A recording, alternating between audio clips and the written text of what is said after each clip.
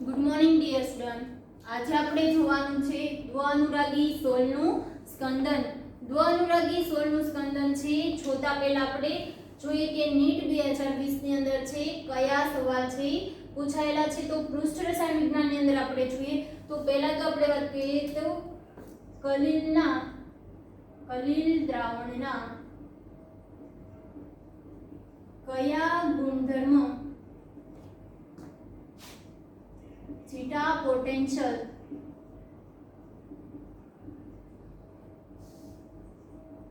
ની માપણી સૂચવે છે।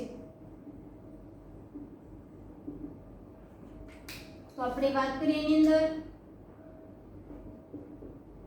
કે દ્રાવ્યતા છે ઓપ્શનમાં, બીજું કલિલ કણોની સ્થિરતા, સી સ્નિગ્ધતા, ડી કલિલ કણોનું કદ। તો હવે આપણે એની અંદર વાત કરીએ તો થીટા પોટેન્શિયલ છે તો શેમાં આવે છે? તો તમને યાદ આવવું જોઈએ કે હેલ્મહોલ્ટ્ઝનું દ્વિસ્તર। હેલ્મહોલ્ટ્ઝના દ્વિસ્તરમાં છે એની અંદર આપણે શું જોયું હતું કે એની અંદર AgI છે, એની અંદર છે દ્વિસ્તર છે, દ્વિસ્તરમાં એટલે બે સ્તર આવેલા છે, એક તો સ્થિર સ્તર અને બીજું પ્રસરિત સ્તર। તો સ્થિર સ્તર અને પ્રસરિત સ્તર વચ્ચેના બરાબર અથવા વિરુદ્ધ વીજભાર ધરાવતા સ્તર વચ્ચેના પોટેન્શિયલ તફાવતને શું કહેવામાં આવશે? થીટા પોટેન્શિયલ છે કહેવામાં આવે છે। તો સ્થિર સ્તર અને વિરુદ્ધ વીજભાર ધરાવતું સ્તર છે શું સૂચવે છે? કે સ્થિરતા સૂચવે છે કે કલિલમય કણો છે કઈ જગ્યાએ આવેલા છે, બરાબર, કે કયા વીજભાર। તો હવે એની અંદર જોઈએ તો થીટા પોટેન્શિયલ ની અંદર કે કાંઈક સ્થિરતા જેવું આવતું છે અથવા કલિલમય કણો ક્યાં આવેલા છે? તો કલિલમય દ્રાવણના કયા ગુણધર્મ? તો હવે આપણે વાત કરીએ દ્રાવ્યતા। તો થીટા પોટેન્શિયલમાં છે દ્રાવ્યતાનો કોઈ સંબંધ નથી દ્રાવ્યતા જોડે। ત્યારબાદ આપણે વાત કરીએ કે કલિલ કણોની સ્થિરતા, તો સ્થિરતા આવશે। ત્યારબાદ અહીંયા વાત કરીએ કે સ્નિગ્ધતા, તો સ્નિગ્ધતા છે એ શેમાં આવે છે? બ્રાઉનિયન ગતિમાં। તો બ્રાઉનિયન ગતિ છે શેના પર ડિપેન્ડ છે? એક તો કદ અને સ્નિગ્ધતા પર ડિપેન્ડ છે। તો જેટલી સ્નિગ્ધતા અને કદ ઓછું એટલે એની ગતિ કેવી છે? વધારે। તો આ બંને પણ આવશે નહીં, બરાબર। ત્યારબાદ છે આપણે એની અંદર વાત કરીએ કે જૈવિક અણુ અને પોલિમર યુનિટ આપણે છે જોઈ ગયા છીએ તો એની અંદર કયા સવાલ છે એ પૂછાયેલા છે। તો એક આપણે વાત કરીએ એની અંદર કે સુક્રોઝનું જળ વિભાજન કરતા કઈ નિપજ મળે છે? તો એની અંદર આપણે જોયું હતું કે માલ્ટોઝ, લેક્ટોઝ અને સુક્રોઝ ત્રણ વિશે આપણે જોયું હતું। તો સુક્રોઝમાં છે કઈ નિપજ મળશે? તો મેં તમને કીધું હતું કે બંને અલગ અલગ હોય છે। એક તો alpha D glucose plus beta D fructose, બરાબર। ત્યારબાદ માલ્ટોઝમાં શું મળશે? બંને ગ્લુકોઝ, જ્યારે લેક્ટોઝમાં શું મળશે? ગ્લુકોઝ ગેલેક્ટોઝ 3 મળશે, બરાબર। આલ્ફા બીટા છે તમારે જોઈ લેવાના છે। ત્યારબાદ આપણે વાત કરીએ એની અંદર ત્રીજામાં નીચે આપેલામાંથી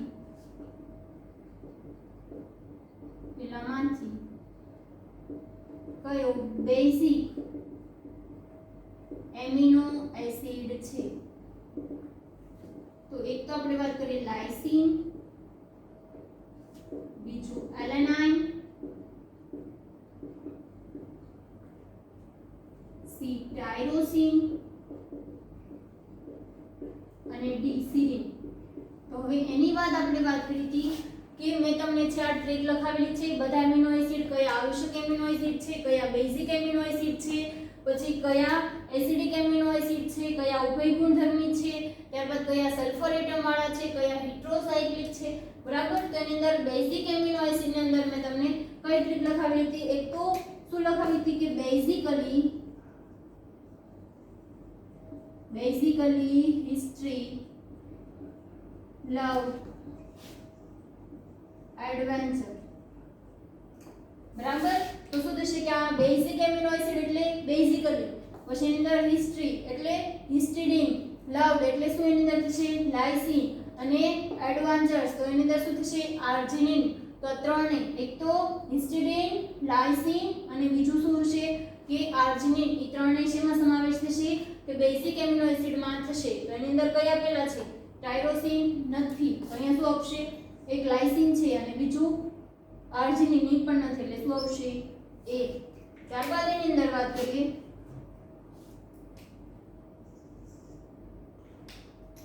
નીચેનામાંથી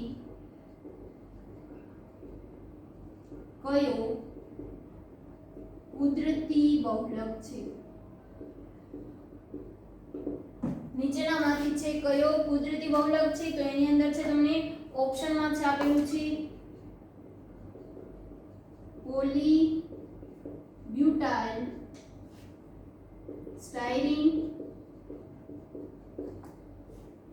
બીજામાં પોલીબ્યુટાડાઇન ને પૂછે પોલીબ્યુટાડાઇન એક્રિલોનાઇટ્રાઇલ અને ડી C14 પોલીઆઇસોપ્રીન.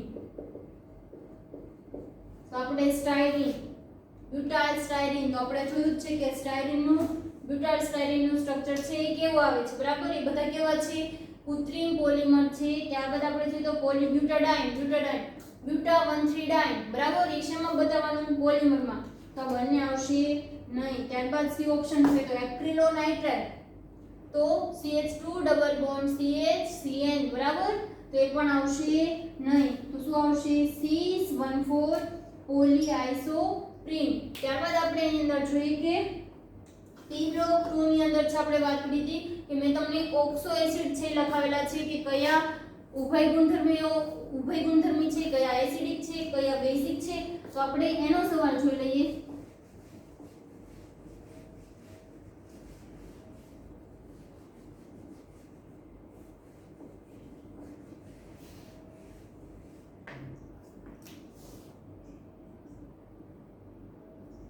યોગ્ય છોડ પસંદ કરો.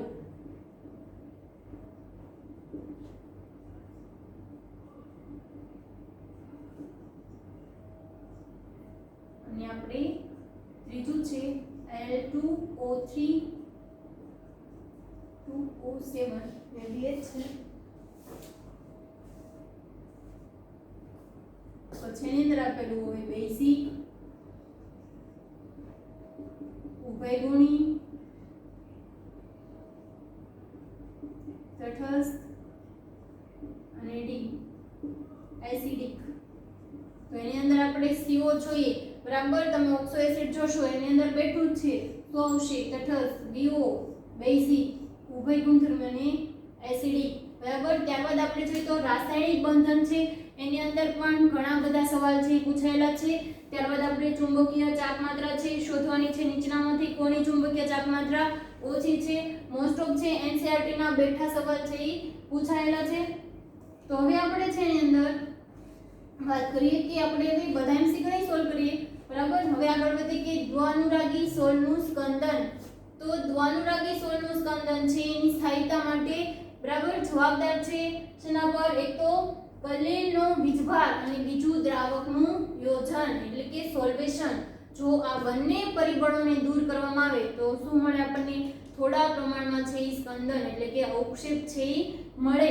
એક તો વિદ્યુત વિભાજન ઉમેરી અને બીજું છે યોગ્ય દ્રાવક છે ઉમેરીની. ત્યારબાદ આપણે વાત કરીએ કે આલ્કોહોલ કે એસિટોન છે જો જળ એટલે કે દ્વ અનુરાગીમાં ઉમેરવામાં આવે તો થોડા પ્રમાણમાં છે આપણને અવક્ષેપ મળી શકે. ત્યારબાદ આપણે જોઈએ ખૂબ IMP ટોપિક છે કલીલનું સંરક્ષણ. તો હવે આપણે વાત કરીએ કે કલીલનું સંરક્ષણ છે તો એની અંદર દ્વઅનુરાગી સોલ એ દ્વવિરાગી સોલ કરતા વધારે સ્થાયી છે, બધાને ખબર જ છે વધારે સ્થાયી છે।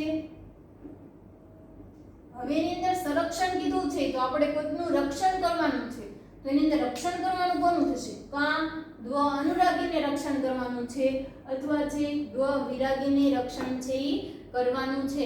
તો હવે આપણે એની અંદર વાત કરીએ દ્વ અનુરાગી અને દ્વ વિરાગી। તો એની અંદર આપણે વાત કરીએ કે દ્વ અનુરાગી છે શું છે? જળયોજિત અથવા એની સ્થાયીતા માટે છે ઈ જવાબદાર છે। તો શું કરશે? દ્વ અનુરાગી છે ઈ રક્ષણ કરશે। કોનું કરશે? દ્વ વિરાગીનું। તો આપણે કોનું રક્ષણ કરવાનું છે? રક્ષણ કરવાનું। કઈ રીતે રક્ષણ કરશે? તો એની અંદર દ્વ અનુરાગી છે એની સાથે પ્રક્રિયા કરીને ફરતી છે એક લેયર છે ઈ બનાવી નાખશે। એને શું કહેવામાં આવશે? પ્રોટેક્શન લેયર છે ઈ કહેવામાં આવશે। શેનું છે? દ્વ અનુરાગીનું છે ઈ ફરતે એક લેયર છે। ત્યારબાદ આપણે શું કહેવી કે બીજું કે દ્વ અનુરાગી છે એની સ્થાયીતા માટે જવાબદાર છે। શા માટે? કારણ કે જળ યોજિત છે તો ફરતે છે પ્રવાહીનું લેયર છે હોય છે। ત્યારબાદ આપણે એની અંદર વાત કરીએ કે દ્વ અનુરાગી અને દ્વ વિરાગી છે એની ફરતે છે લેયર પ્રોટેક્શન લેયર છે ઈ બનાવે છે। ત્યારબાદ હવે વાત કરીએ આપણે ગોલ્ડ નંબર। ગોલ્ડ નંબરનું છે ગુજરાતીમાં ગોલ્ડ નંબર જ કહેવામાં આવે છે અને બીજું કે એને કલીનું સંરક્ષણ તરીકે પણ ઓળખવામાં આવે છે।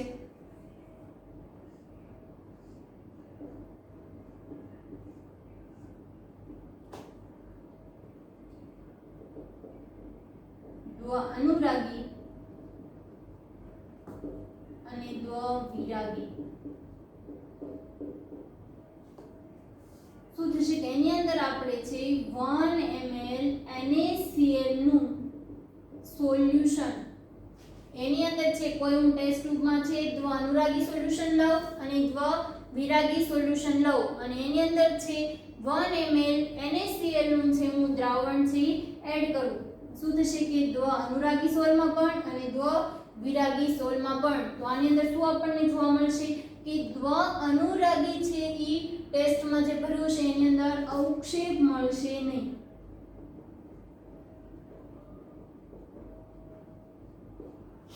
જ્યારે સોલ્યુશનમાં અવક્ષેપ મળે છે બરાબર। તો હવે આને અવક્ષેપ મળે છે તો અવક્ષેપન થતું અટકાવવાનું છે, મળે છે પણ આપણે અટકાવવાનું છે। તો શું કરવાથી ન મળે? તો એની અંદર છે પહેલા શું લઈએ આપણે દ્વ વિરાગી સોલ્યુશન છે તો એની અંદર છે થોડા પ્રમાણમાં શું એડ કરી દેવાનું? દ્વ અનુરાગી છે ઈ સોલ્યુશન થોડા પ્રમાણમાં દ્વ અનુરાગી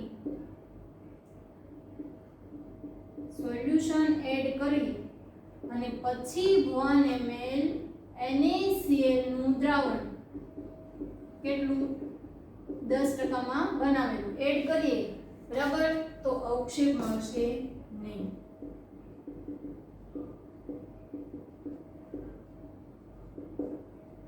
અવક્ષેપ મળતા નથી। શું એની અંદર થશે? તો આને શું કહેવામાં આવે કે જે આપણે જેટલું દ્વ અનુરાગી સોલ્યુશન ઉમેરવી અને આપણને અવક્ષેપ મળતા નથી તો આને શું કહેવામાં આવશે? ગોલ્ડ નંબર બરાબર। એની વ્યાખ્યા શું થશે? આ છે તમારે એમસીક્યુ માટે છે, થિયરીમાં પૂછાતું નથી બરાબર, પણ એમસીક્યુ માટે છે તમારે યાદ રાખવાનું કે દ્વ વિરાગી સોલ્યુશન છે તો એની અંદર થોડા પ્રમાણમાં દ્વ અનુરાગી સોલ્યુશન એડ કરીને પછી આપણે વિદ્યુત વિભાજક તરીકે NaCl નું દ્રાવણ એડ કરીએ તો અવક્ષેપ મળશે નહીં। આને શું કહેવામાં આવશે? Gold number. અહીંયા આપણે જોઈએ કે 10 ml ગોલ્ડ સોલ્યુશન છે કેવું છે? દ્વ વિરાગી। તો હવે દ્વ વિરાગી છે એનો અવક્ષેપન થાય છે માટે આપણે પહેલેથી શું એડ કરવાનું? દ્વ અનુરાગી છે રક્ષણ તરીકે છે આપણે પહેલા જ એડ કરી દેવાનું બરાબર। કોઈ હુમલો કરી પહેલા જ આપણે એનું રક્ષણ કરી દેવાનું કે દ્વ અનુરાગી રક્ષણ તરીકે આપણે એડ કર્યું પછી આપણે 1 ml NaCl નું દ્રાવણ એડ કરવાથી શું થશે કે અવક્ષેપિત થતા અટકાવવા માટે જરૂરી x મિલીગ્રામને શું કહેવામાં આવશે? ગોલ્ડ નંબર છે કહેવામાં આવશે। ત્યારબાદ આપણે વાત કરીએ કે જુદા જુદા પદાર્થના જુદા જુદા ગોલ્ડ નંબર હોય છે. તો એ બીજું કે એમસીક્યુ માં છે સંરક્ષણ શક્તિ એટલે કે પ્રોટેક્શન પાવર. પ્રોટેક્શન પાવર છે ચલે છે 1 છે ગોલ્ડ નંબર. તો હવે એની અંદર જેનો ગોલ્ડ નંબર સૌથી ઓછો હશે એનો પ્રોટેક્શન પાવર છે સૌથી કેવો હશે વધારે. તો તમને આ એમસીક્યુ માં અલગ અલગ એબીસીડી માં આપી દીધેલા હોય અને કીધું હોય કે નીચેનામાંથી સૌથી ઝડપથી છે કોણ છે અવક્ષેપણ થતું અટકાવે છે. તો અહીંયા શું આવશે? જિલેટિન. કારણ કે જિલેટિન નો ગોલ્ડ નંબર કેવો છે? સૌથી ઓછો. તેનું પ્રોટેક્શન પાવર કેવો હશે? સૌથી વધારે. અને બીજું કે આ વ્યાખ્યા છે એમસીક્યુ માટે હંમેશા 10 મિલીગ્રામ માટે જ છે લેવાનું છે. અહીંયા આપણે વાત કરીએ કે 10%. તો 10% કઈ રીતે? તો તમે 100 લીટર દ્રાવણ હોય તો એની અંદર 10% એટલે કે 10 મિલીગ્રામ શું હોવું જોઈએ? NaCl. તો એને શું કહેવામાં આવે? 10% માં બનાવેલું. 100 ml પાણીમાં 10 ml NaCl નું દ્રાવણ. તો શું થયું? 10% NaCl નું દ્રાવણ. ત્યારબાદ આપણે વાત કરીએ કે 50 ml સ્ટાન્ડર્ડ ગોલ્ડ સોલ્યુશન છે. તો અવક્ષેપણ માટે છે 0.05 મિલીગ્રામ જિલેટિન જરૂરી છે. તો જિલેટિનનો ગોલ્ડ નંબર એટલે કે આપણે બીજું કે 10 મિલીગ્રામે અહીં આપણે વ્યાખ્યા મુજબ જોઈએ કે 10 મિલીગ્રામ ગોલ્ડ સોલ્યુશને કેટલું જિલેટિન ઉમેરવાથી અવક્ષેપણ થતું અટકશે? સમજાય છે? 550 મિલીગ્રામ 50 ml કેટલું છે? 0.05 મિલીગ્રામ જિલેટિન. તો વ્યાખ્યા પ્રમાણે શું થશે કે 10 ml કેટલા જિલેટિન છે ઈ જોશે. તો અહીંયા શું થશે? 50 ગુણા 0.05 50. બરાબર. ત્યારબાદ છે આપણે હું તમને એક બીજો છે ન્યુમેરિકલ લખાવું, તમારે સોલ્વ કરવાનો છે.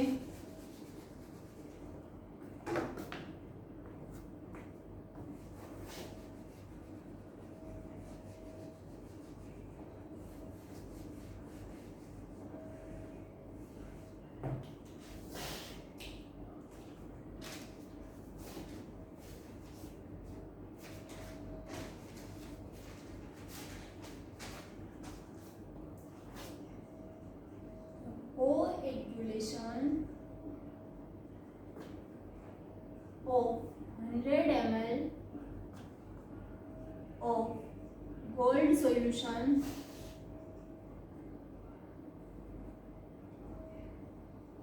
completely prevent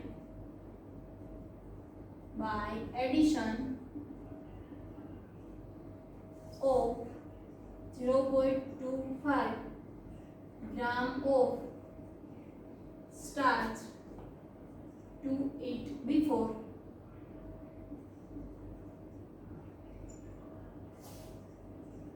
adding 10 ml of 10% NaCl solution.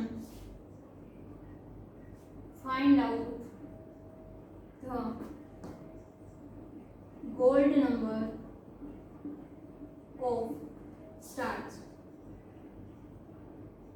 બરાબર. ઇંગ્લિશમાં છે બટ બધાને સમજાય એમ છે કે ધ કોગ્યુલેશન ઓફ ઉણિત કરતા હોય અવક્ષેપણ કરતા હોય તો 100 ml ગોલ્ડ સોલ્યુશન હશે તો એને શું થશે કે આપણે છે અવક્ષેપ થતું અટકાવવા માટે અવક્ષેપણ થતું અટકાવવા માટે કેટલું ઉમેરવું પડે છે? 0.25 ગ્રામ સ્ટાર્ચ ઉમેરવું પડે છે. તો જ્યારે 10 ml છે 10% આપણે 10 ml છે જ્યારે NaCl નું સોલ્યુશન છે જ્યારે આપણે એડ કરવાનું હોય ત્યારે શું થશે એની અંદર 10 ml ઓફ 10% એટલે કે 10% NaCl નું સોલ્યુશન જ્યારે આપણે જોઈએ બરાબર તો ત્યારે છે એનો ગોલ્ડ નંબર સ્ટાર્ચ નો ગોલ્ડ નંબર કેટલો છે? તો અહીંયા શું થશે કે આપણે 100 ml gold solution કેટલો આપણને જોઈએ છે 0.25 ગ્રામ સ્ટાર્ચ, તો અહીંયા 10% ની બરાબર 10 ml કેટલું થશે? આ રીતે જોવાનું. મેં કઈ ભૂલ કરી હોય એવું લાગે છે? અહીંયા દેખાય છે તમને? અહીંયા શું આપ્યું છે કે 0.25 ગ્રામ આપ્યું છે, તો એને શેમાં ફેરવવું પડે? મિલીગ્રામમાં. તો શું થશે? બરાબર. તો અહીંયા શું આવશે? 0. તો અહીંયા શું આવશે? 0.250 10. સો બરાબર આ રીતે થશે. તો ત્યારબાદ હવે આપણે વાત કરીએ કે એની અંદર આ રીતે છે એનો આન્સર છે ઈ આવશે. અહીંયા આપણું યુનિટ છે પૃષ્ઠ રસાયણ વિજ્ઞાન છે ઈ કમ્પ્લીટ થશે. Thank you.